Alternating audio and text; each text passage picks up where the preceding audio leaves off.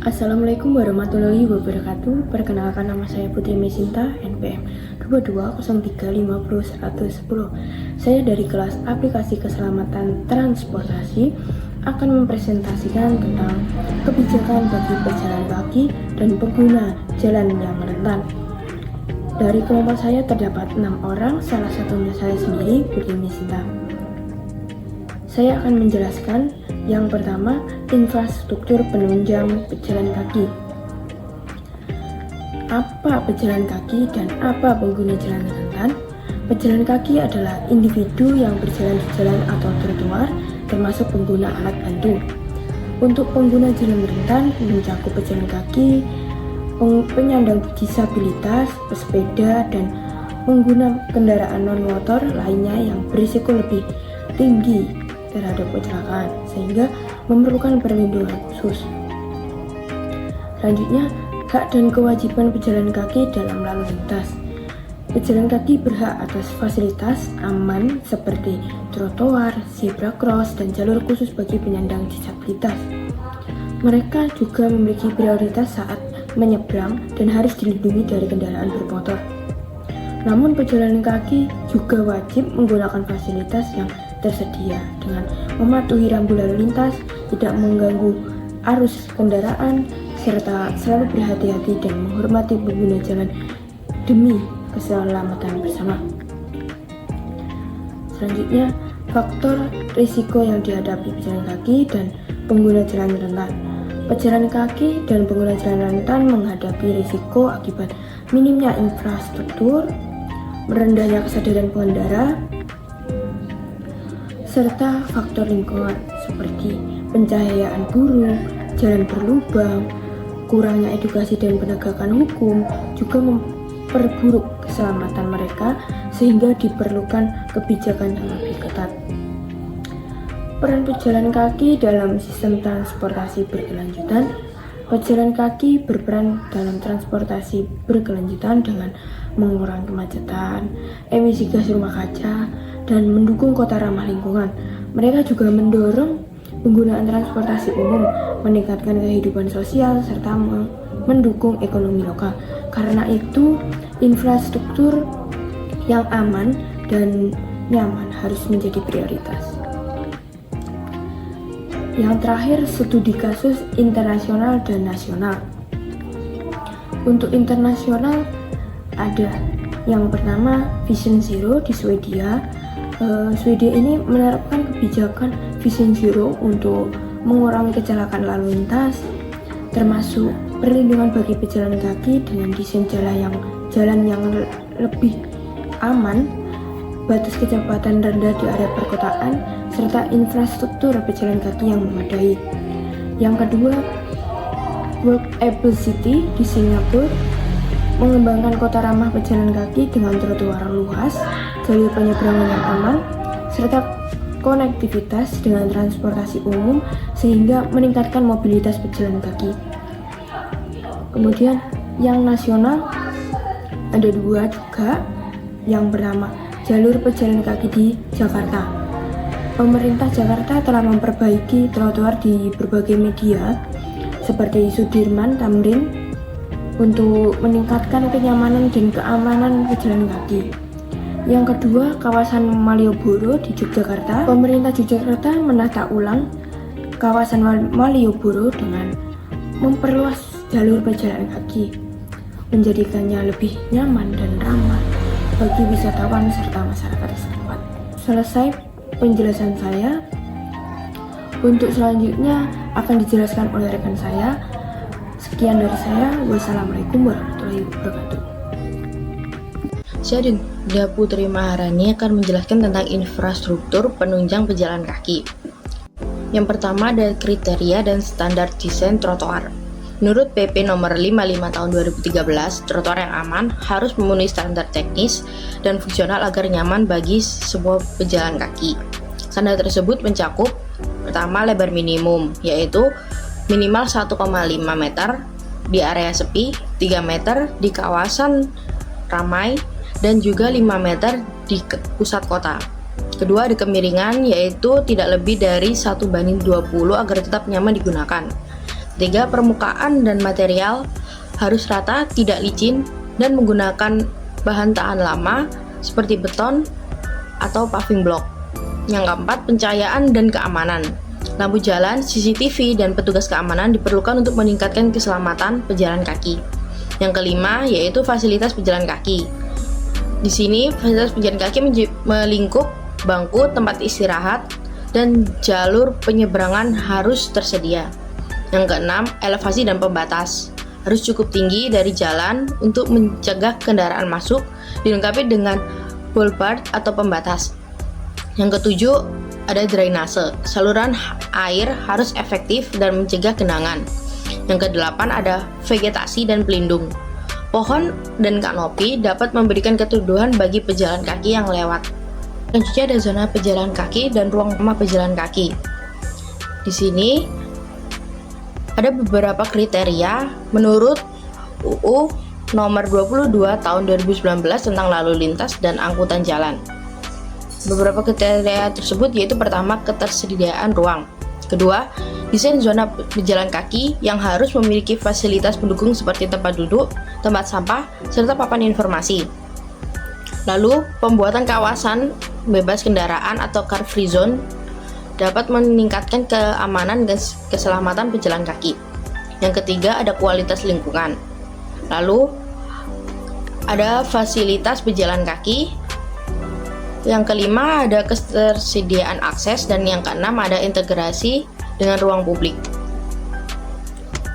Tidak hanya itu, ada juga pemisahan dengan kendaraan bermotor agar trotoar dan jalur untuk kendaraan bermotor berbeda dan membuat pejalan kaki lebih aman dan nyaman. Lalu selanjutnya, ada fasilitas penyeberangan yang aman. Menurut UU nomor 22 tahun 2019, beberapa persyaratan digunakan untuk fasilitas penyeberangan yang aman, yaitu ada pertama, ketersediaan fasilitas penyeberangan. Kedua, kualitas fasilitas penyeberangan. Ketiga, ketersediaan waktu penyeberangan. Keempat, ketersediaan informasi penyeberangan. Kelima, integrasi dan ruang publik. Beberapa jenis fasilitas umum yang sering digunakan yaitu pertama, zebra cross. Lalu ada jembatan penyeberangan pejalan kaki atau JPO. Lalu ada underpass pejalan kaki. Dan yang terakhir ada lampu lalu lintas pejalan kaki atau pelican crossing. Tidak hanya itu, trotoar harus memiliki jalur ramah untuk penyandang disabilitas. Beberapa elemen yang harus diperhatikan adalah yang pertama, guiding block atau tactile paving. Yang kedua, ada rampa dan aksesibilitas kursi roda. Yang ketiga, papan informasi dengan huruf braille. Yang keempat, suara dan lampu isyarat di persimpangan. Dan yang terakhir, tempat duduk dan area istirahat. Lalu yang terakhir, ada integrasi infrastruktur pejalan kaki dengan transportasi umum. Agar mobilitas masyarakat lebih lancar, jalur pejalan kaki harus terintegrasi dengan sistem transportasi umum. Beberapa aspek yang diperlukan yaitu pertama, konektivitas dengan halte dan stasiun. Kedua, desain halte stasiun yang ramah pejalan kaki. Ketiga, jalur pejalan kaki yang aman di sekitar transportasi umum. Keempat, integrasi dengan moda transportasi lain. Lalu selanjutnya, kita akan membahas tentang kebijakan transportasi dan regulasi terkait, khususnya mengenai fasilitas pejalan kaki dalam konteks pembangunan kota yang berkelanjutan. Yuk langsung saja. Transportasi berkelanjutan bukan hanya soal kendaraan ramah lingkungan, tapi juga soal prioritas pada mobilitas manusia, termasuk pejalan kaki. Kebijakan transportasi berkelanjutan mendorong pengurangan emisi, peningkatan kesehatan publik, serta konektivitas yang aman dan nyaman. Salah satu bentuk nyata adalah pembangunan jalur pedestrian yang terintegrasi, aman, dan nyaman untuk semua kalangan. Secara nasional, regulasi mengenai pejalan kaki diatur dalam Undang-Undang Nomor 22 Tahun 2009 tentang Lalu Lintas dan Angkutan Jalan yang mewajibkan penyediaan trotoar dan fasilitas penyeberangan. Secara internasional, PBB melalui Sustainable Development Goals atau SDG mendorong akses transportasi yang inklusif dan aman, termasuk untuk pejalan kaki, anak-anak, lansia, dan disabilitas. Pemerintah memegang peran penting dalam perencanaan, pendanaan, dan pengawasan, mulai dari pembangunan trotoar standar, rambu pejalan kaki, hingga integrasi dengan moda transportasi publik seperti halte dan stasiun. Tanpa dukungan kebijakan yang kuat, pengembangan fasilitas pejalan kaki seringkali terabaikan dalam pembangunan kota.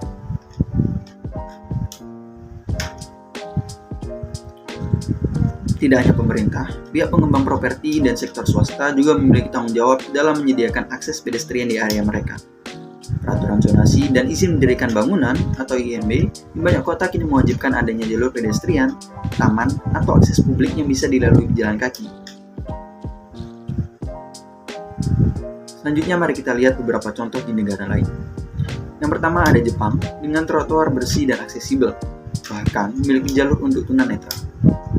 Lalu selanjutnya ada Belanda, yaitu memprioritaskan pejalan kaki dan pesepeda dalam tata kota. Yang ketiga ada Singapura, berhasil mengintegrasikan jalur pedestrian dengan MRT dan area hijau. Lalu yang terakhir, bangsa kita sendiri yaitu di Indonesia, kota seperti Surabaya dan Bandung mulai mengembangkan trotoar ramah disabilitas. Studi kasus ini menunjukkan bahwa keberhasilan pembangunan infrastruktur pejalan kaki bergantung pada kolaborasi antara kebijakan, desain, dan komitmen semua pihak. Jadi, jelas bahwa kebijakan dan regulasi adalah fondasi penting dalam menciptakan lingkungan yang aman, nyaman, dan inklusif untuk pejalan kaki. Baiklah, di sini saya akan menjelaskan materi tentang keselamatan, resiko, dan penegakan hukum di jalan raya. Keselamatan di jalan raya adalah tanggung jawab kita bersama yang melibatkan pejalan kaki.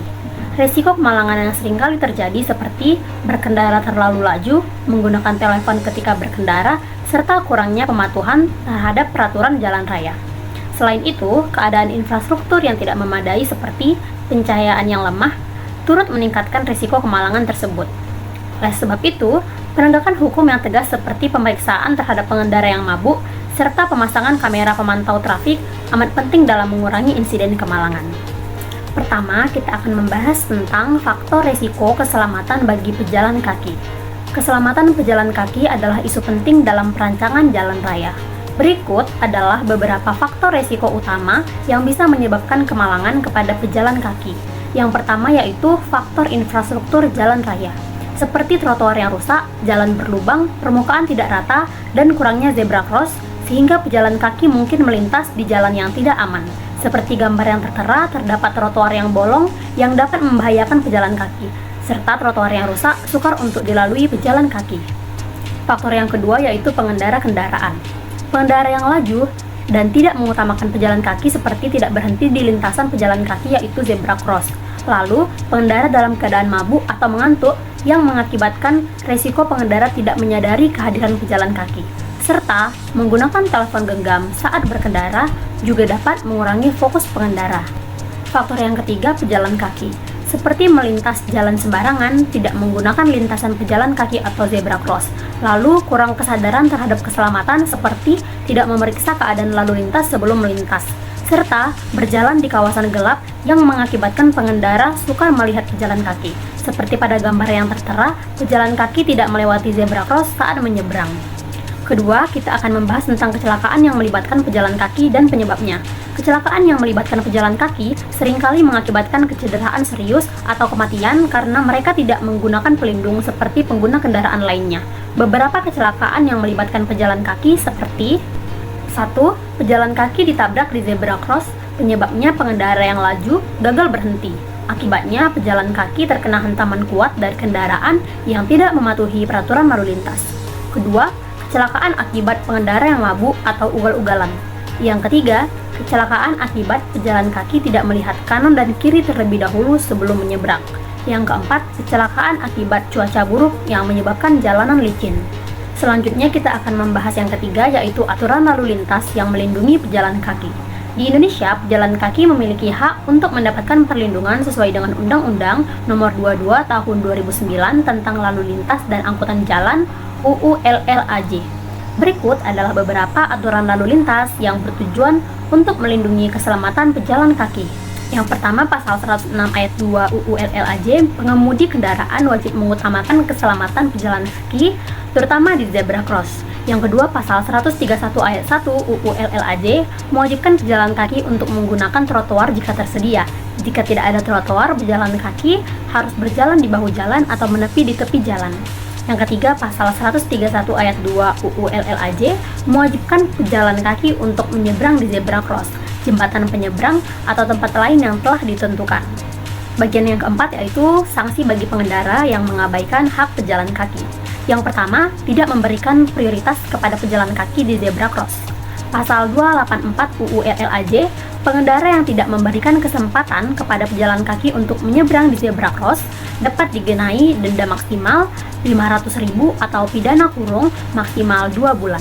Yang kedua, mengemudi ugal-ugalan atau berbahaya bagi pejalan kaki, pasal 311 UU LLAJ, jika pengemudi berkendara secara ceroboh dan membahayakan keselamatan pejalan kaki, mereka dapat dikenai pidana penjara maksimal 1 tahun atau denda maksimal 3 juta, lalu hukuman penjara hingga 12 tahun jika menyebabkan korban meninggal dunia.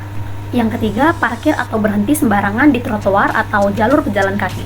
Pasal 275 ayat 1 UU LLAJ, kendaraan yang diparkir di trotoar atau jalur pejalan kaki dapat dikenai denda, yaitu denda maksimal 250.000 atau kurungan maksimal 1 bulan.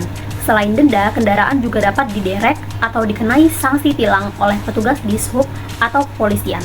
Lalu sanksi yang keempat yaitu menerobos lampu merah atau tidak mematuhi rambu untuk pejalan kaki. Pasal 287 ayat 1 UU LLAJ. Pengendara yang menerobos lampu merah atau tidak mematuhi rambu-rambu pejalan kaki dapat dikenai denda maksimal 500.000 atau kurungan maksimal 2 bulan. Lalu bagian yang kelima atau bagian yang terakhir adalah strategi pencegahan kecelakaan bagi pejalan kaki. Yang pertama, peningkatan infrastruktur jalan yang ramah untuk pejalan kaki. Yang kedua, edukasi dan kampanye keselamatan pejalan kaki. Yang ketiga, penegakan hukum yang ketat. Yang keempat, penggunaan teknologi untuk keselamatan pejalan kaki. Lalu yang kelima, peran masyarakat dalam menciptakan lingkungan aman. Assalamualaikum warahmatullahi wabarakatuh. Perkenalkan, nama saya Noval Alfian Firmansyah, NPM 15. Di sini saya ingin menjelaskan tentang kesadaran seluruh pengguna jalan atas keselamatan pengguna jalan yang rentan. Yang pertama, ada partisipasi masyarakat dan edukasi yang menjelaskan keselamatan pengguna jalan yang rentan seperti pejalan kaki, pesepeda, penyandang disabilitas, lansia, dan anak-anak sangat dipengaruhi oleh tingkat kesadaran semua pengguna jalan, termasuk pengendara kendaraan bermotor dan pejalan kaki itu sendiri. Pemahaman akan hak dan kewajiban di jalan raya, serta sikap saling menghormati antara pengguna jalan. Seperti pada contoh gambar berikut di samping, pengguna motor menggunakan trotoar untuk menghindari macet. Berikutnya, faktor yang mempengaruhi para pengguna lalu lintas. Yang pertama, kepatuhan terhadap aturan lalu lintas, kebiasaan melanggar aturan yang dianggap wajar seperti menerobos lampu merah atau tidak memberikan prioritas kepada pejalan kaki. Yang kedua, budaya dan kebiasaan dalam berlalu lintas, sikap individualisme yang kurang empati terhadap pengguna jalan lain. Ketiga, infrastruktur dan fasilitas yang tersedia, kurangnya trotoar yang layak, rambu lalu lintas, dan fasilitas penyeberangan yang kurang memadai. Berikutnya, peranan pemerintah dalam advokasi pejalan kaki. Pemerintah memiliki peran krusial dalam memastikan keselamatan dan kenyamanan pejalan kaki, serta pengguna jalan yang rentan. Advokasi bagi pejalan kaki tidak hanya mencakup penyediaan infrastruktur yang memadai, tetapi juga regulasi, edukasi, serta penegakan hukum yang tegas. Berikut aspek utama dalam peran pemerintah dalam advokasi pejalan kaki. Yang pertama, penyusunan dan implementasi kebijakan. Yang kedua, pembangunan infrastruktur yang ramah bagi pejalan kaki. Ketiga, kampanye kesadaran dan edukasi masyarakat. Keempat, penegakan hukum dan pengawasan. 5. Kolaborasi dengan pihak swasta dan masyarakat.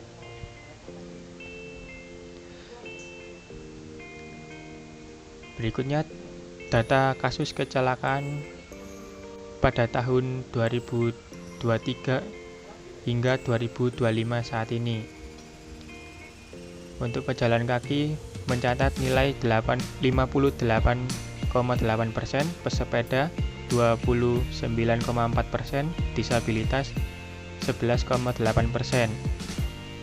Dengan pejalan kaki sebanyak 17.000 hingga 22.000 orang, pesepeda sebanyak 4.400 hingga 11.000 orang, dan disabilitas kurang lebih 4.400 orang.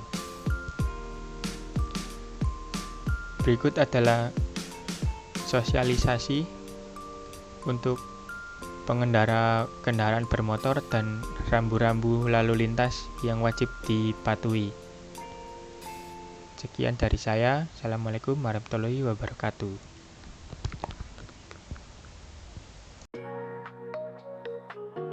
Assalamualaikum warahmatullahi wabarakatuh. Perkenalkan, nama saya Rani Ardiansyah Ardhito. Di sini saya akan menjelaskan tentang tantangan dan solusi pengembangan infrastruktur pejalan kaki.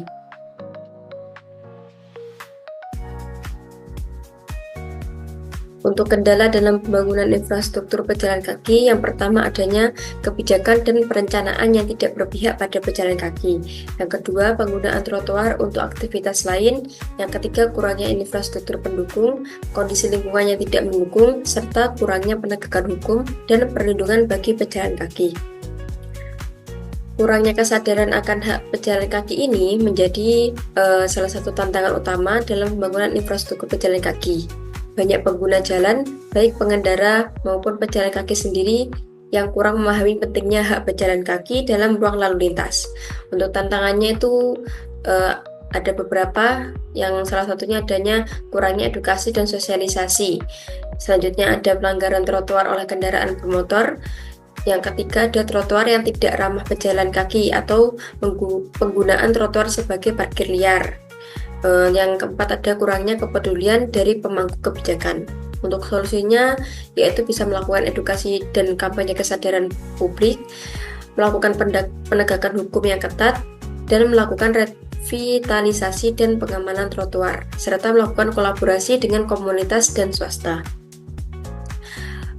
Untuk dampak urbanisasi terhadap pejalan kaki, urbanisasi sendiri memiliki dampak positif dan negatifnya bagi pejalan kaki. Di satu sisi, perkembangan perkotaan mendorong pembangunan trotoar, jalur penyeberangan, serta integrasi dengan transportasi publik, sehingga mobilitas pejalan kaki lebih nyaman. Kesadaran akan mobilitas ramah lingkungan juga meningkat.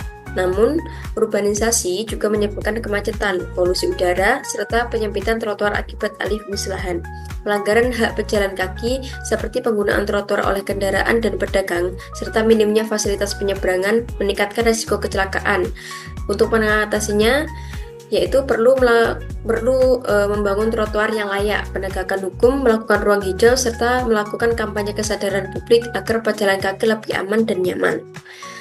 Untuk strategi pembiayaan dan pengelolaan infrastruktur pejalan kaki, yang pertama ada strategi pembiayaan, yaitu anggaran pemerintah atau APBN, yaitu dengan dana dari pemerintah pusat atau daerah untuk pembangunan dan perawatan trotoar. Selanjutnya, kerjasama dengan swasta atau PPP, yaitu Public Private Partnership, kolaborasi dengan sektor swasta dalam pendanaan dan pengelolaan infrastruktur pejalan kaki. Selanjutnya ada pajak atau retribusi khusus, yaitu biaya tambahan bagi pengembang properti atau bisnis memanfaatkan ruang kota. Selanjutnya ada pendanaan dari hibah dan lembaga internasional, yaitu melakukan dukungan dari organisasi global yang fokus pada pembangunan kota berkelanjutan. Untuk strategi kedua, yaitu ada perencanaan partisipatif, dengan melibatkan masyarakat dan komunitas peduli pejalan kaki dalam pengawas dan perawatan trotoar. Yang Kedua ada teknologi smart city, yaitu pemanfaatan sensor dan sistem pelaporan online untuk memantau kondisi infrastruktur pejalan kaki. Selanjutnya yang ketiga yaitu ada penegakan hukum yang ketat, yaitu dengan melakukan sanksi tegas bagi pelanggar yang menggunakan trotoar untuk parkir atau berdagang. Yang keempat ada integrasi dengan transportasi publik, yaitu melakukan hubungan jalur pejalan kaki dengan halte, stasiun, dan fasilitas umum lainnya. Yang kelima, meningkatkan kesadaran publik, yaitu dengan cara melakukan kampanye edukasi untuk meningkatkan kepedulian terhadap hak dan keselamatan pejalan kaki.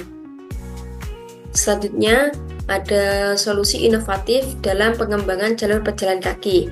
Untuk yang pertama, yaitu desain dan teknologi modern. Di sini saya menyebutkan ada beberapa, yaitu yang pertama yaitu trotoar cerdas atau smart sidewalks dengan menggunakan sensor dan pencahayaan otomatis untuk meningkatkan keamanan dan kenyamanannya. Yang kedua ada jalur pejalan kaki berbahan ramah lingkungan, yaitu dengan menggunakan material daur ulang untuk permeable untuk mengurangi genangan air tersebut. Yang ketiga ada trotoar dengan panel surya, yaitu memanfaatkan tenaga surya untuk penerangan atau sumber energi kota. Seperti ini contohnya. Selanjutnya yang kedua solusi inovatif yang kedua ada dengan melakukan integrasi dengan transportasi publik. Yang pertama dengan cara konektivitas dengan stasiun dan halte, yaitu dengan cara memastikan jalur pejalan kaki terhubung langsung dengan angkutan umum. Yang kedua, zona bebas kendaraan dengan cara menyediakan area khusus di pusat kota yang sepenuhnya ramah pejalan kaki. Seperti ini untuk gambarannya kurang lebih. Untuk solusi yang ketiga, kenyamanan dan keamanan pejalan kaki, yaitu dengan menambah ruang hijau atau seperti menanam tanaman kecil, pohon untuk memberikan keteduhan dan udara segar. Yang kedua yaitu ada desain universal, yaitu trotoar yang ramah bagi penyandang disabilitas dengan building block dan ram yang memadai. Yang ketiga ada penerangan dan CCTV, yaitu dengan cara meningkatkan keamanan di jalur pejalan kaki, terutama pada malam hari. Seperti ini kurang lebih contohnya. Yang solusi keempat yaitu regulasi dan partisipasi publik. Yang pertama ada penegakan hukum yang ketat, yaitu larangan parkir dan berdagang di trotoar dengan sanksi yang tegas. Yang kedua ada kampanye kesadaran, yaitu edukasi masyarakat tentang pentingnya jalur pejalan kaki.